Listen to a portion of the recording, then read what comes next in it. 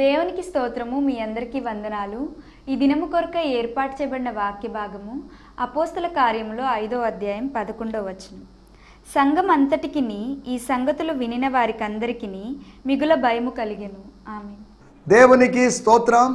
హల్లెలూయా, హల్లెలూయా, హల్లెలూయా. మన ప్రభువును ప్రియరక్షకుడైనటువంటి యేసుక్రీస్తు నామములో మీ అందరికీ ప్రత్యేకమైనటువంటి వందనాలు తెలియజేస్తున్నాను. దేవునికి స్తోత్రం. హల్లెలూయా, స్తోత్రం.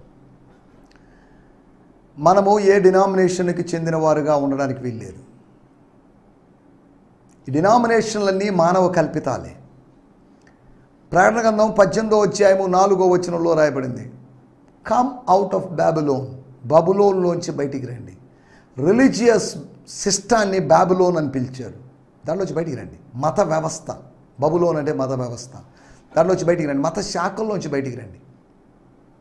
ఈ రోజుల్లో బ్యాప్టిస్ట్ అని ఒకరు, పెంటికోస్ట్ అని, లూథరన్ అని, సిఎస్ఐ అని, ఇలా రకరకాల పేర్లుగా మనము విభజించబడ్డాం. క్రీస్తు విభజించబడి ఉన్నాడా? లేదు.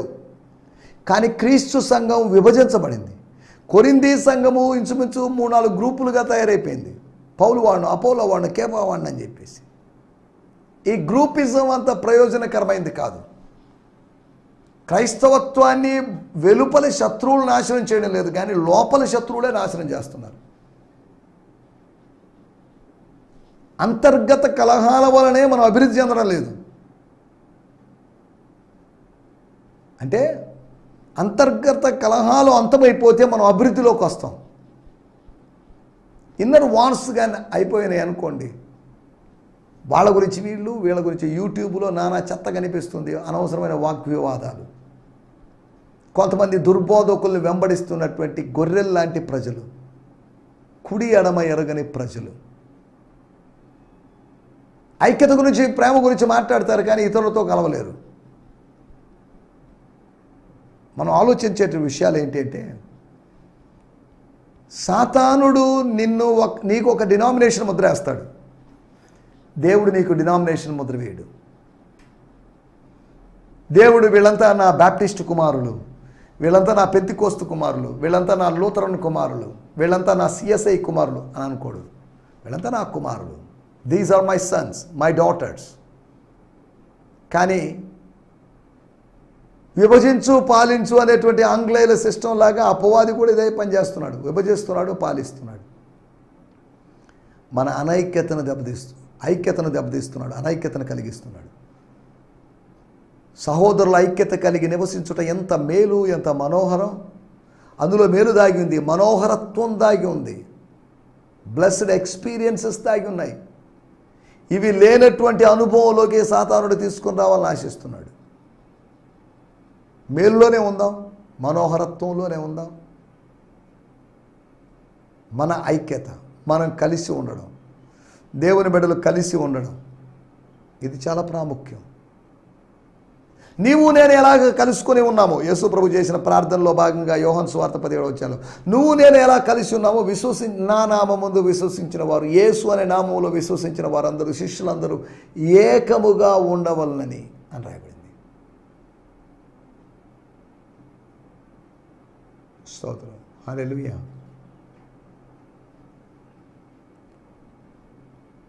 అనగా మన మధ్యలో ఐక్యత యొక్క అవసరతను గురించి ఎఫెసీ పత్రిక 4వ అధ్యాయం 1-2 వచనాలు రాయబడింది. పరిశుద్ధాత్మ కలిగించు ఐక్యతను కాపాడుకుంటే యందు శ్రద్ధ కలిగి ఉందుము.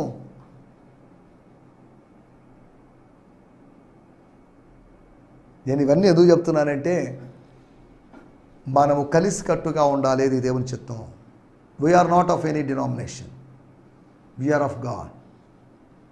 We are the children of God, we are the servants of God. అది మన ఐడెంటిటీ. కానీ we don't have any denominational identity.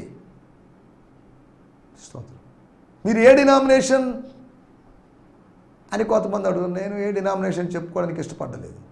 అలాగని నాకంటూ ఏదో డినామినేషన్ దాన్ని దాచుకోవాలని నేను ప్రయత్నం చేయడం లేదు. ఐ లెఫ్ట్ ద డినామినేషన్లో సత్యం లేదని నేను గ్రహించాను. సత్యం వాక్యములో ఉంది. ప్రభువును మనం అనుసరిస్తున్నప్పుడు దేవుడు సత్యాన్ని బయలుపరుస్తాడు. కాబట్టి మేము పలాని చర్చి, పలాని డినామినేషన్, పలానోళ్ళం అని చెప్పు అతిశయించాల్సిన అవసరం లేదు. సిగ్గుపడాల్సిన వాటి యందు వాళ్ళు అతిశయిస్తున్నారని దేవుని వాక్యంలో రాయబడింది. మేము పలానా డినామినేషన్ అని చెప్పుకోవడంలో సిగ్గుపడాల్సిన వాళ్ళు అతిశయిస్తున్నారు. చూడండి ఎంత విచారకరమో. సరే, మనం వీటన్నిటిలోకి వెళ్ళడం లేదు. నా ఐడెంటిటీ ఒకటే, నేను దేవుని బిడ్డని. I'm a child of God, I'm a servant of God, I'm child of Jesus, I'm servant of Jesus. ఇది మన ట్రూ ఐడెంటిటీ, మన స్పిరిచువల్ ఐడెంటిటీ. భౌతికంగా నేను ఒక తండ్రి కుమారుణ్ణి, ఒక తల్లి కుమారుణ్ణి, పలాని కుటుంబంలోని, పలాని ఒక ఇంటి పేరు కలిగిన కుటుంబంలో నేను వచ్చాను, లేదా పలాని కుటుంబపు సభ్యుల మధ్యలో పుట్టి ఉండొచ్చు.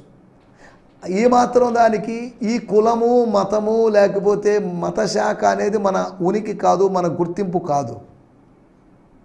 క్రీస్తు యేసులోనికి బాప్తిజం పొందిన మనం క్రీస్తు యేసుని ధరించుకొని ఉన్నాం. We were clothed by Christ. We are covered by Christ.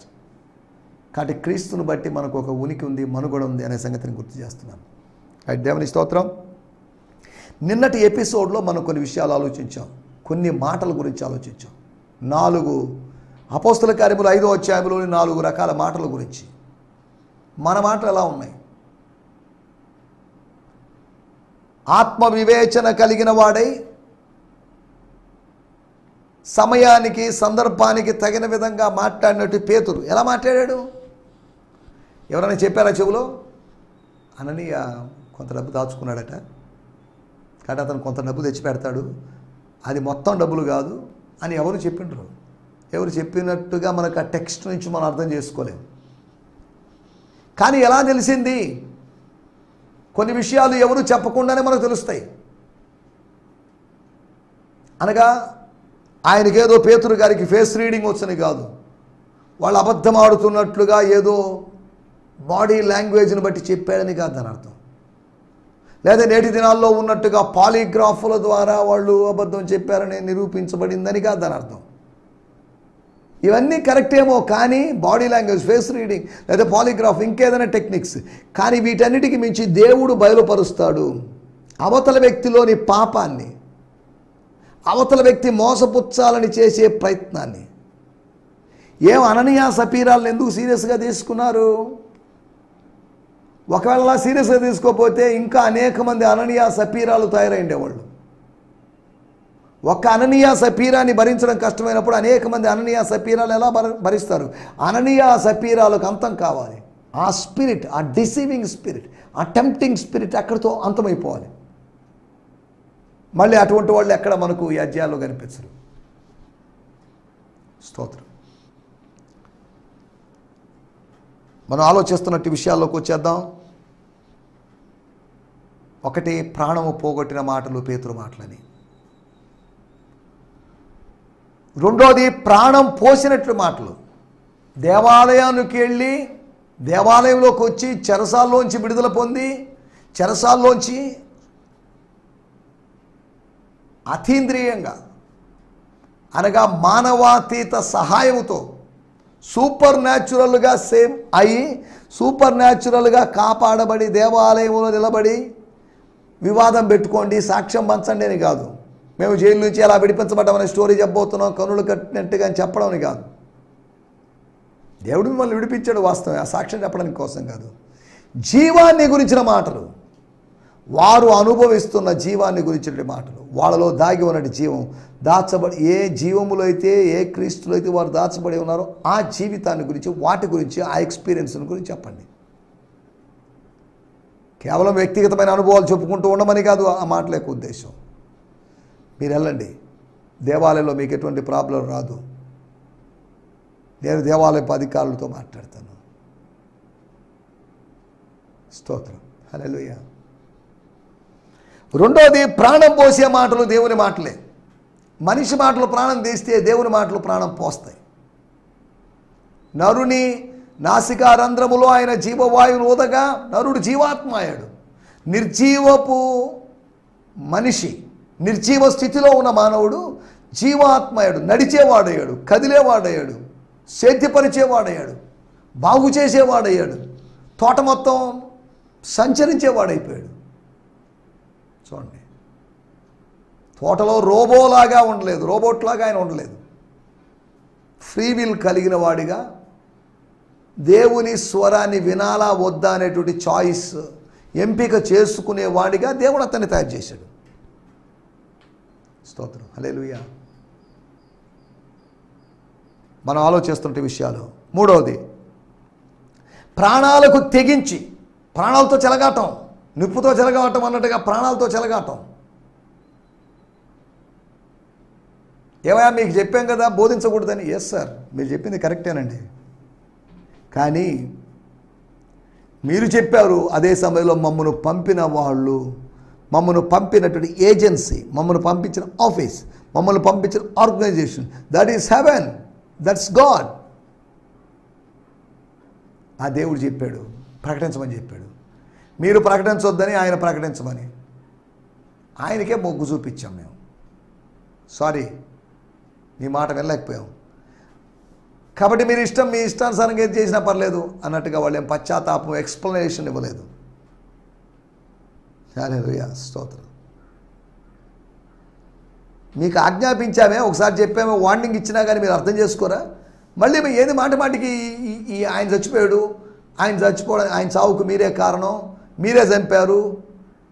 ఎప్పుడో క్లోజ్ అయిన స్టోరీ మీకు ఎందుకు ఇప్పుడు? ఎప్పుడో క్లోజ్ అయిన ఫైల్ మీరు ఎందుకు ఓపెన్ చేస్తున్నారు ఇప్పుడు? ఆయన మరణం గురించే మాట్లాడుతున్నారు ఏంటి మీరు?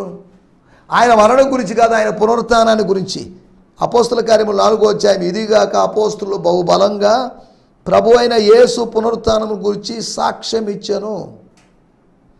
యేసు మరణం గురించి చెప్తున్నారని వీళ్ళు కంప్లైంట్ చేస్తున్నారు. యేసు పునరుత్థానాన్ని గురించి వాళ్ళు ప్రకటించారని మనం చదువుకున్నట్టు వాక్యం అపోస్తుల కార్యములు 4వ అధ్యాయము 33. ఇదిగాక అపోస్తులు బహుబలముగా ప్రభు అయిన యేసు పునరుత్థానమును గురించి సాక్ష్యం ఇచ్చారు.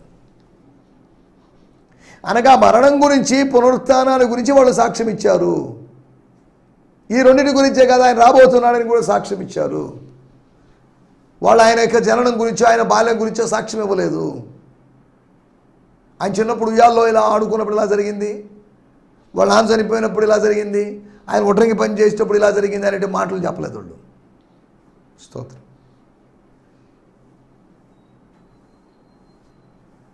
గత ఎపిసోడ్లో మనము ఆలోచించినట్టు మాటలు ఇవి.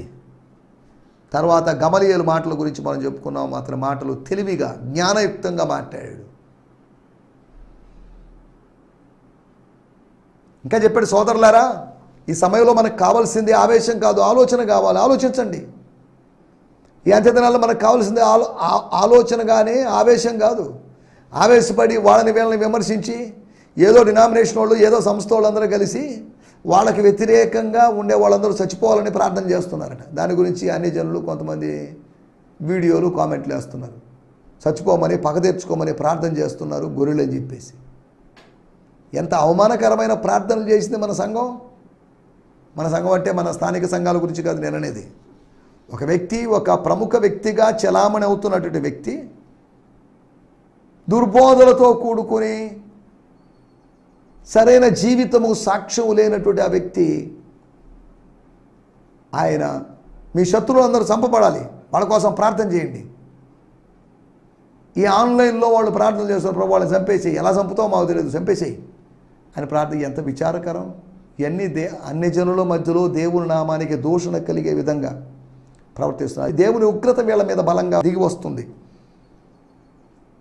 ఈ దుర్బోధ సంఘాలన్నీ, యేసునామాన్ని గణపరచనటువంటి, యేసు వాక్యానికి ప్రాధాన్యత ఇవ్వాలనే సంఘాలన్నీ, వాటికి దుర్గతి ఖచ్చితంగా వస్తుంది అన్నలో ఎటువంటి సందేహం లేదు. నేను ఎవరి మీద కోపంతో నేను మాట్లాడడం లేదు. సరే, మనం ఇక్కడ ఆలోచిస్తున్న విషయాల్లోకి వచ్చేద్దాం. గమలీయేలు మాటల గురించి, పేతురు మాటల గురించి, దేవుని మాటల గురించి, అపోస్తుల మాటల గురించి మనం ఆలోచించాం. మన మాటలు కూడా జాగ్రత్తగా ఉండాలి.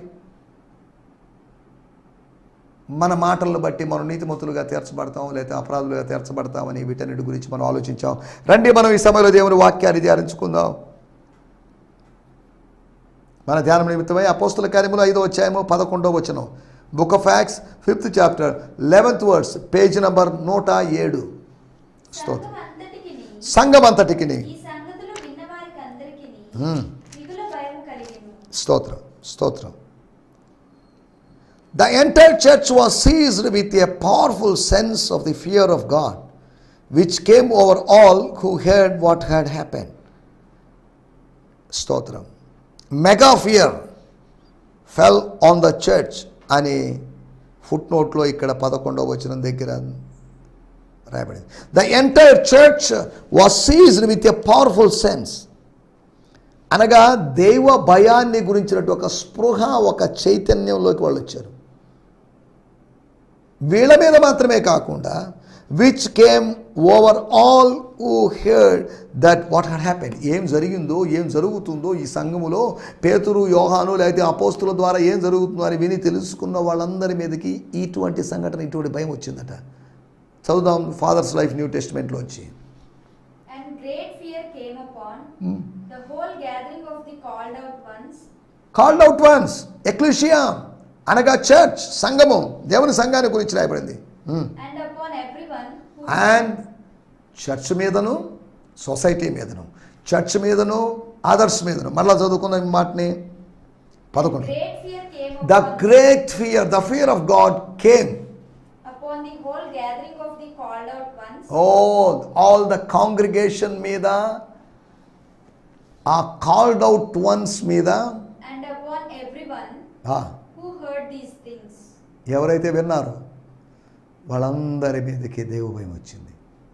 స్తోత్రం. వాడుక భాషలో కూడా మనం చదువుకుందాం. అపోస్తుల కార్యములు 5వ అధ్యాయం 11వ వచనం. సంఘానికి ఈ సంఘటనలు విన్న వారికి పెద్ద భయం పట్టుకుంది. సంఘానికి ఈ సంఘటనలు అంటే సంఘం వినలేదా సంఘటనల గురించి? సంఘము వినింది, విన్న మరికొందరు ఉన్నారు. సంఘం అంతటికి, సంఘంలో కొంతమంది కానీ కాదు, సంఘం అంత, ద హోల్ చర్చ్. ఈ సంగతులు వినిన వారందరూ ఎవరండు? వీళ్ళ గురించి మనం కొద్దిగా ఆలోచించబోతున్నాం. స్తోత్రం. వీళ్ళ గురించి ఆలోచిస్తున్నప్పుడు వీళ్ళెవరు? సంఘముతో సంబంధం కలిగి సంఘ సభ్యులుగా మారకుండా సంఘముతో క్లోజ్గా మూవ్ అవుతున్న వాళ్ళు, అపోస్తులతో అనుబంధం కలిగిన వాళ్ళు, కాకపోతే అపోస్తులతో ఆత్మీయ సహవాసం లేని వాళ్ళు. ఈ మాట చెప్పినప్పుడు నాకు ఒక మాట గుర్తొస్తుంది. యోహాను సువార్త, స్తోత్రం, హల్లెలూయా, 10వ అధ్యాయము, యోహాను సువార్త 10వ అధ్యాయం 16వ వచనం. ఈ దొడ్డివి కానీ వేరే గొర్రెలను నాకు కలవు. ఈ దొడ్డి, నా పక్కనున్న దొడ్డి, నా ఎదురుగా ఉన్న దొడ్డి, నాతో ఉన్న శిష్య సమూహం, ఈ దొడ్డివి కానీ వేరే గొర్రెలను నాకు కలవు. వాటిని కూడా నేను తోడుకొని రావాలి. వీటిని తోడుకొని వచ్చాను, వాటిని నేను తోడుకొని రావాలి. అవి నా స్వరం వింటాయి. దొడ్డిలోని గొర్రెలు నా స్వరాన్ని వింటాయి. నా గొర్రెలు కనుక నా స్వరాన్ని వింటాయి. అప్పుడు మంద ఒకటియు, గొర్రెల కాపరి ఒకడును. ఇప్పుడు గొర్రెల కాపరులు ఇద్దరున్నారని కాదు. స్తోత్రం. నేను చదువుతున్నాను మాటలు ప్యాషన్ ట్రాన్స్లేషన్లో వచ్చి, బ్రియాన్ సిమ్మన్స్ గారి ప్యాషన్ ట్రాన్స్లేషన్ వచ్చి 10వ అధ్యాయము 16వ వచనం. And I have other sheep that I will gather which are not of this Jewish flock. నాకు వేరొక గొర్రెల సమూహం ఉందండి, నాకు వేరొక గొర్రెల మంద ఉంది. వాళ్ళు ఈ యూదా మతానికి సంబంధించిన వాళ్ళు కాదు, యూదా గుంపులో నుంచి వచ్చిన వాళ్ళు కాదు. స్తోత్రం. But from where? And I there shepherd must lead them to, and they will follow me and listen to my voice, and I will join them all into one flock with one shepherd. వీళ్ళందరినీ నేను కలుపుతాను. స్తోత్రం. దానికి foot నోట్లో ఇచ్చారు, this one flock is the church made up of both Jews and non Jews. యూదులు, యూదేతరులు, అనగా యూదులు, అన్యజనులు. సి ఎజెకియల్ 34:23 అండ్ ఎఫెషియన్స్ 2:11-14 అని ఫుట్ నోట్స్ ఇచ్చారు. అందుక అన్యజనులకి యూదులకి మధ్యలో ఉన్నటువంటి అడ్డుగోడను పడగొట్టి వాళ్ళ మధ్యలో ఉండే వైరాన్ని తొలగించి వాళ్ళని సమాధానపరిచి వాళ్ళని ఏకపరిచి వాళ్ళని నూతన పరుషుడిగా చేర్చి న్యూ మ్యాన్గా మార్చి, నూతనమైన జంట అని కాదు, న్యూ మ్యాన్గా మార్చి. స్తోత్రం. The new man is the church. స్తోత్రం. సంఘం అనేది యూదా సంఘం మాత్రం కాదు, సంఘములో ఇద్దరు ఉన్నారు, అందరూ ఉన్నారు. నానా గోత్రికులు, నానా భాషలు మాట్లాడేవారు, రకరకాల వంశాల్లోంచి వచ్చినవారు కదా. యేసుక్రీస్తు వంశావళిలో ఓ మోయాబీరాలు ఉందే, స్తోత్రం. ఒక అన్యజనురాలు ఎరికో ప్రాంతపు స్త్రీ ఉందే, చూసారా. అది కేవలం యూదుల వంశావళి అయినప్పటికీ కూడా అన్యజనుల పేర్లు అందులో లిఖించబడ్డాయి. జీవగ్రంథములో మన పేర్లు లిఖించబడతాయి. అన్యజనులమైన మనల్ని ఆయన ధన్యజనులుగా మార్చాడు, ధన్యజీవులుగా మార్చాడు. స్తోత్రం. వేరే గొర్రెలు మన టైటిల్. ఎవరి వేరే గొర్రెలు? 5వ అధ్యాయం 11వ వచనంలో ఈ సంఘమంతటికి ఈ సంగతులు వినిన వారందరికీ మిగుల భయము కలిగెను. వాళ్ళకి ఎక్కువ భయం, సంఘస్థులకి. సంగతులు వినిన వారికి కాస్త భయం అని కాదు, వాళ్ళకి వీళ్ళకి మిక్కిలి భయం కలిగింది, ఎక్కువ భయం కలిగింది. భయకంపితులైపోయారు, భయపడిపోయారు. అలనాడు గొల్యాతును చూచి ఇశ్రాయేలులు భయకంపితులైపోయినట్లుగా, పరారైపోయినట్లుగా, అనుకోకుండా జరిగినటువంటి అకాలపు మరణాలను బట్టి, 2 మరణాలను బట్టి, దంపతుల మరణాన్ని బట్టి, జరుగుతున్న ఇన్సిడెంట్స్ను బట్టి, వీటన్నిటిని బట్టి గొల్యాతులాగా వాళ్ళకి భయం నిలబడింది. స్తోత్రం. భయం తర్వాత అంతరించిపోయిందిలేండి. భయం లేకుండా వాళ్ళు నిర్భయంగా వాళ్ళు ముందుకు సాగారు, అది వేరే విషయం. వాళ్ళ మనసులో ఉన్నటి భయం, వాళ్ళకి ఏర్పడినటువంటి భయము గొల్యాతులాగా ఉండిపోయింది, అంత దృఢంగా, అంత బలంగా. దేవుని స్తోత్రం. మనం ఇక్కడ ఆలోచిస్తున్నట్టు విషయాలు. వేరే గొర్రెలు, అనదర్ షీప్ అంటున్నప్పుడు వీళ్ళ గురించి మనం ఇంకా కొద్దిగా మాట్లాడుకోవాలి. వీళ్ళ గురించి 4 విషయాలు మీకు త్వరగా జ్ఞాపకం చేస్తాను. అపోస్తల కార్యములు 10వ అధ్యాయము 35వ వచనం. అపోస్తల కార్యములు 10వ అధ్యాయము 35వ వచనం. కొర్నేలి ఇంట్లో పేతురు గారు, స్తోత్రం, వాక్యం చెప్తున్నాడు. ఆ వాక్యంలో భాగంగా 10వ అధ్యాయము 35వ వచనం. ప్రతి జనములోను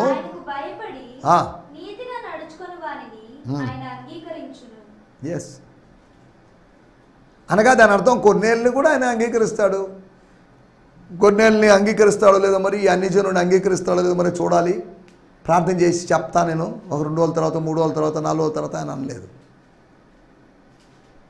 ఇక్కడ రాయబడిన మాటలు, ప్రతి జనములోను, ప్రతి జనాంగములోను, ప్రతి దేశంలోను ఆయనకు భయపడి, ఆయన ఎవరో తెలుసుకొని ఆయనకు భయపడిపోయి ఆయనకు రావాల్సిన ఘనత చెల్లిస్తూ నీతిగా ఎవరు నడుచుకుంటారో, అనగా ఆయన ఎందుకు విశ్వాసం ఉంచి నీతిమంతులుగా తీర్చబడ్డం అనేది కాదు.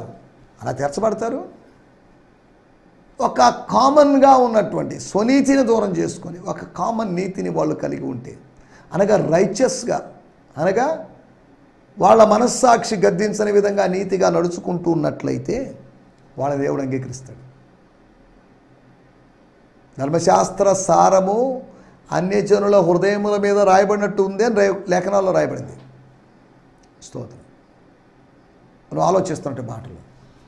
వేరే గొర్రెలు సంఘమంతటికి విన్నవారందరికీ అనే దాని గురించి ఆలోచించి వాళ్ళ గురించి వేరే గొర్రెలు అనుకున్నామని, అంతేకాకుండా వేరువేరు జనముల్లో ఉన్నవారు, వేరువేరు జనాంగాల్లో ఉన్నవారని. 2వ విషయాన్ని నేను మీకు జ్ఞాపకం చేస్తాను. కొలసీ పత్రిక 2వ అధ్యాయము 18, 19 వచనాలు కలిసి ఉన్నాయి. అక్కడ రాయబడిన మాటలు మనం చదువుకుందాం. అతి వినయాసక్తుడై దేవదూత ఆరాధనయందు ఇచ్చ కలిగి తాను చూచిన వాటిని గూర్చి గొప్పగా చెప్పుకొనుచు తన శరీర సంబంధమైన మనసు వలన ఊరక ఉప్పొంగుచు శిరస్సును హత్తుకొనని వాడెవడును మీ బహుమానమును అపహరింపనీయకుడి. స్తోత్రం. హల్లెలూయా. మీ బహుమానము దేవుడు మీకోసం ఎత్తిపెట్టినాడు. మీ బహుమానం జాగ్రత్త. మీ బహుమానాన్ని దొంగలించడానికి, అపహరించడానికి ఒకడు వస్తాడు. వాడెవడో తెలుసా? శిరస్సును హత్తుకొనని వాడు. శిరస్సు ఎవరు? కొలసీ పత్రిక 1వ అధ్యాయం 18వ వచనంలో మనకు తెలుసు. శిరస్సు క్రీస్తే. సంగమునకు శిరస్సు క్రీస్తే. శిరస్సును హత్తుకొనని వాడు. శిరస్సు క్రీస్తే శిరస్సును హత్తుకొని, శిరస్సుకు దగ్గరగా ఉన్నారు కానీ శిరస్సును హత్తుకోవడం లేదు. శిరస్సును హత్తుకున్నటువంటి శరీరంగా ఉండడం లేదు. శిరస్సును హత్తుకున్నటువంటి సంఘముగా ఉండడం లేదు. శిరస్సును హత్తుకోనని వాడు. మూడో విషయాన్ని కొలసీ పత్రిక 4వ అధ్యాయాన్ని మనం గమనిస్తే అక్కడ రాయబడింది, 4వ అధ్యాయము 5వ వచనంలో రాయబడింది, సంఘమునకు వెలుపటి వారు. సంఘమునకు వెలుపటి వారు. చదువుమా. సమయం పోనీయక సద్వినియోగం చేసుకొనుచు సంఘమునకు వెలుపటి వారి ఎడల జ్ఞానము కలిగి నడుచుకొనుడి. జ్ఞానం కలిగి, the walk in the wisdom of God as you live before the unbelievers and make it your duty to make him unknown. సంఘమునకు వెలుపటి వారి ఎడల అనే దానికి అన్బిలీవర్స్ అని ఇచ్చున్నారు. ఇంకో మాట కూడా చెప్పి ముగించుకుందాం. మొదటి తెస్సలోనిక పత్రిక 4వ అధ్యాయం 13వ వచనం. సహోదరులారా, నిరీక్షణ లేని ఇతరుల వలె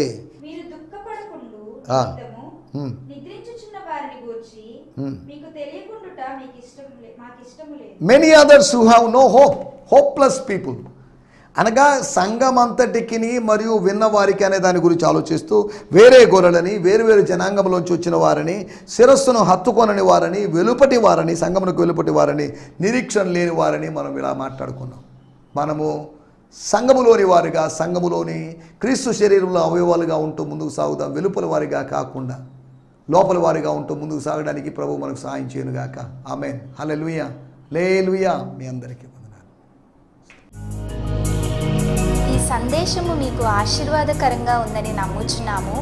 ప్రార్థన అవసరతల కొరకు మమ్మల్ని సంప్రదించవలసిన మా చిరునామా గిద్యోన్ మిషన్ చర్చ్, 6వ వీధి, శాంతినగర్, నెల్లూరు 4, ఆంధ్రప్రదేశ్. పిన్ 524004. మా ఫోన్ నంబర్లు 7036443613 మరి ఒక నంబర్ 9392293010. మా ఈమెయిల్ ఐడి gfihmi2015@gmail.com. దేవుడు మిమ్మును ఆశీర్వదించునుగాక. ఆమేన్.